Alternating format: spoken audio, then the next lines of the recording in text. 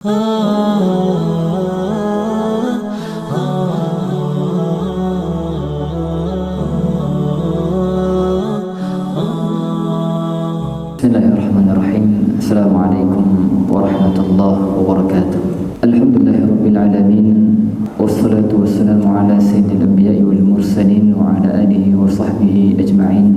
Subhanaka la ilma lana illa ma 'allamtana innaka antal alimul hakim. Rabbi shrah li sadri wa yassir li amri wahlul 'uqdatam min lisani yafqahu qawli. Allahumma 'allimna ma yanfa'una wanfa'na bima 'allamtana wa zidna 'ilma. Allahumma akhrijna min dhulumatil jahli wal wahmi ila nuril 'ilmi wal fahmi. Allahumma aslih lana sya'nana kullahu wa la takilna ila anfusina tarfata 'ain. Allahumma amin. Jemaah kaum muslim rahimakumullah, alhamdulillah di malam yang berbahagia ini Allah Subhanahu wa taala izinkan kita untuk bermajlis di tempat yang mulia ini dalam rangka bertafaqquh fiddin, berusaha untuk mempelajari seputar agama kita yang mulia. Kita berharap kepada Allah Azza wa Jalla mencurahkan kepada kita keberkahan, ketenangan serta ilmu yang bermanfaat, ilmu yang akan menuntun kita untuk menuju ridha Allah Subhanahu wa taala. Amin ya rabbal alamin. Jamaah rahimakumullah, tak terasa sekarang kita sudah berada di awal-awal bulan Dzulqa'dah. Ini berarti sudah sebulan lebih kita berpisah dengan Ramadan. Ramadan yang dimana kita begitu semangat beribadah kepada Allah Azza wa Jalla, begitu antusias mengisi waktu Ramadan dengan berbagai macam amal soleh. Tapi sekarang kita tidak lagi berada di Ramadan. Pertanyaannya, masihkah semangat Ramadan bertahan pada diri kita? Masihkah spirit Ramadan itu masih kita pertahankan dalam kehidupan kita saat ini? Atau sudah berlalu seiring berlalunya Ramadan? Tentunya jawabannya ada pada diri kita masing-masing. Tapi saya mengajak jemaah sekalian untuk berusaha untuk mempertahankan amal saya Ramadan di luar Ramadan. Amal yang wajib sudah pasti kita harus upayakan, tapi kita usahakan kalau bisa kita tingkatkan juga menjaga amal-amal sunnah. Di Ramadan kita berpuasa wajib setiap hari. Di Ramadan masih ada puasa sunnah yang bisa kita lakukan. Di Ramadan kita biasa salat qiyamul lail, tarawih sampai 11 rakaat atau bahkan yang lebih. Di Ramadan masih ada qiyamul lail yang bisa kita kerjakan. Ramadan kita sering baca Al-Quran. Sekarang pun kesempatan ini masih terbuka untuk kita semuanya.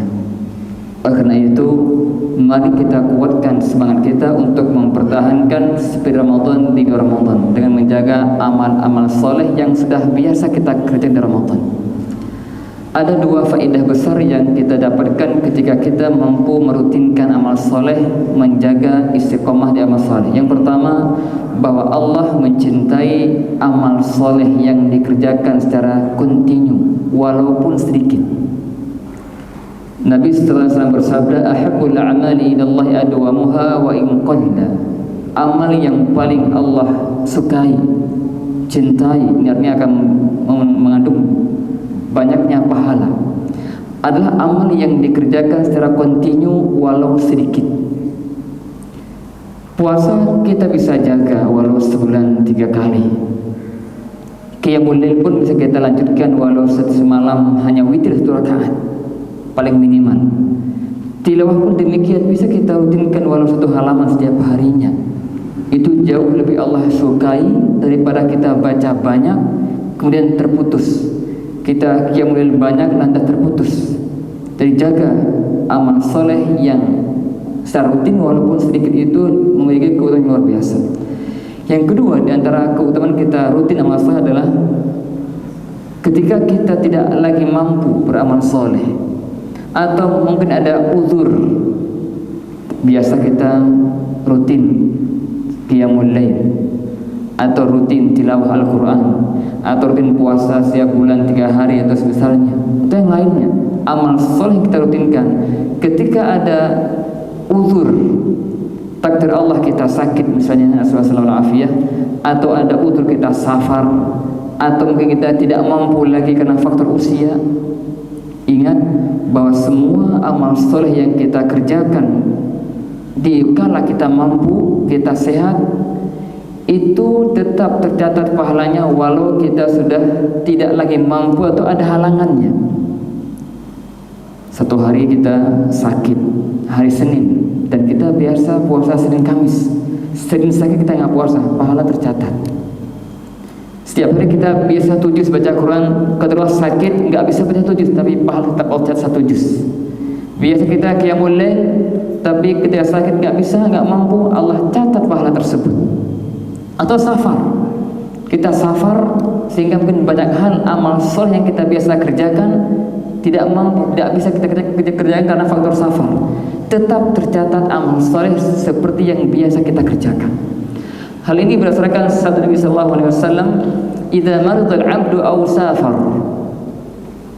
Apabila seorang hamba itu sakit atau safar, melakukan sebuah perjalanan jauh, kutiba lahu ma kana ya'malu sahihan muqima, dicatat untuknya pahala amal soleh yang biasa dia kerjakan ketika dia dalam kondisi sehat dan sedang tidak safar.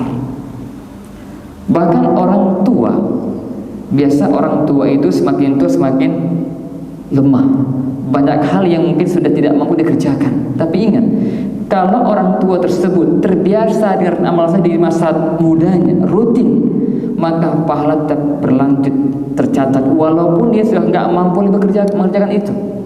Ini diantara tafsir firman Allah Ta'ala, illal ladzina amanu wa 'amilus solihati falahum ajrun ghairu mamnun. Kecuali orang-orang yang beriman dan beramal soleh, maka bagi mereka pahala yang tidak terputus.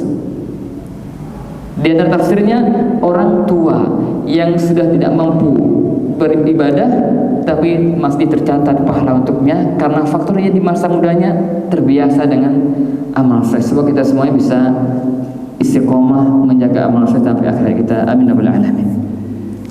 Jamaah rahimakumullah, insyaallah pada kesempatan singkat ini kita akan membahas sebuah tema yang penting untuk kita renungi bersama, yaitu tentang hakikat ujian dalam kehidupan manusia. Ujian dalam bahasa Arab disebut dengan al-ibtila, yang bermakna ujian. Dan ujian merupakan sunnatullah, sesuatu yang telah Allah tetapkan dan itu berlaku kepada setiap manusia, siapapun dia, apapun status sosialnya, berapapun usianya, semua akan mendapatkan ujian dari Allah Subhanahu wa ta'ala. Kenapa? Karena itu sunnatullah. Bahkan Allah menciptakan manusia itu diuji, menciptakan dunia dan kematian ini, dan kematian juga kehidupan kematian untuk menguji manusia. Bahkan segala perhiasan dunia yang kita saksikan, yang kita nikmati di dunia ini, semuanya Allah jadikan sebagai sarana ujian. Allah berfirman di surat Al-Insan ayat yang kedua, "Inna khalaqnal insana min nutfatin amsyajin nabtalih faj'alnahu sami'an basira." Sesungguhnya kami menciptakan manusia dari mani yang bercampur, nabtalih, kami hendak mengujinya. Allah berfirman surah Al-Mulk ayat kedua, "Alladzi khalaqal mauta wal hayata liyabluwakum ayyukum ahsanu amala." Dialah yang menciptakan kematian dan kehidupan, liyabluwakum, untuk menguji kalian siapa yang terbaik amalnya. Bahkan Allah berfirman di surah Al-Kahfi, "Inna ja'alna ma 'alal ardi zinatan laha." Sesungguhnya kami jadikan apa yang ada di atas muka bumi ini sebagai perhiasan untuk bumi itu. Untuk apa tujuannya? Linabluwahum ayyuhum ahsanu amala, agar kami menguji mereka siapa yang terbaik amalnya. Jadi poin yang pertama yang harus kita camkan, bahwa ujian merupakan sunnatullah, ketetapan Allah yang berlaku untuk seluruh manusia. Siapapun dia, apapun agamanya, tetap dia akan mendapatkan ujian. Namun terkadang sebagian kita di antara kaum muslimin ketika mendengar kata ujian itu sering yang terbayangkan apa? Sesuatu yang tidak menyenangkan, musibah, kesulitan, kemiskinan, kematian, dan berbagai macam hal negatif lainnya. Apakah itu benar? Tidak salah. Tapi sebenarnya kalau kita mengkaji Al-Quran Al-Karim, ternyata kata ujian itu tidak hanya terbatas pada hal-hal yang negatif, yang tidak kita sukai, tapi lebih luas daripada itu. Itu bagian dari ujian, tapi bukan hanya itu saja.